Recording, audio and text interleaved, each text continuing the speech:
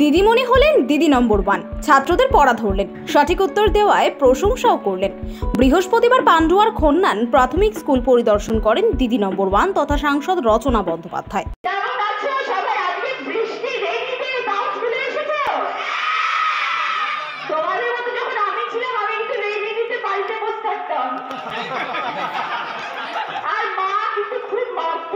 স্কুলে যাচ্ছি মার খা, তোমরা খুব গুড গার্ল আর খুব গুড বয়, তাই জন্য আজকে এত বৃষ্টি হওয়া সত্ত্বেও তোমরা স্কুলে এসেছো। ভেরি গুড, একটা পুজোয় হাততালি সবার জন্য।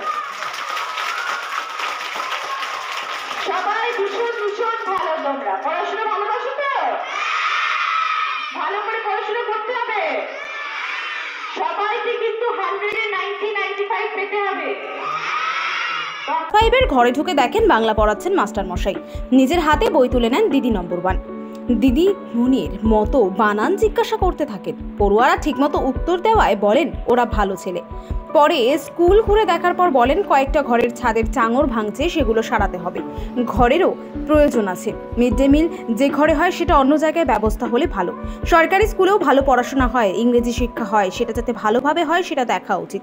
ক্লাস 5 পর্যন্ত সেটা ভালোভাবে করতে পারলে তারা স্কুল ছুট হবে না, পড়াশোনা ছেড়ে অন্য কাজে যুক্ত হবে না, বরং বড় স্কুলে গিয়ে 6-এ ভর্তি হবে, এমনভাবেই তাদের তৈরি করতে হবে।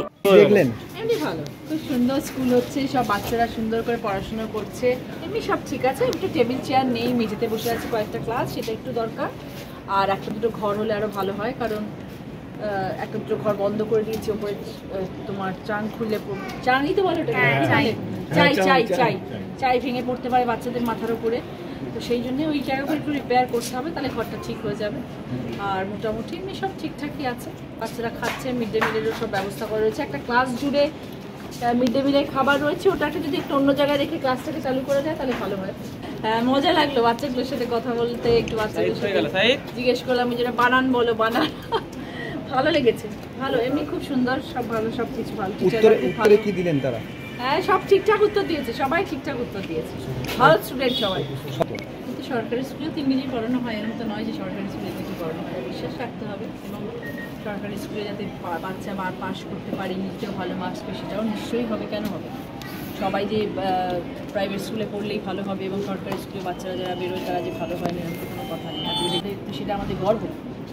তো সেই জন্য এইসব স্কুলের পেছনেও আমাদের সবসময় থাকা উচিত, সাপোর্ট করা উচিত, যাতে ক্লাস 5 অবধিই হোক, কিন্তু ক্লাস 5 অবধি যেন ওদের এমনভাবে আমরা তৈরি করতে পারি যাতে ক্লাস 5-এর পর তারা ভালো স্কুলে 6-এ গিয়ে অ্যাডমিশন নেয়, তারা নাকি সব ছেড়ে ছুড়ে অন্য কাজে চলে যায়, সেটা আমাদের দেখা।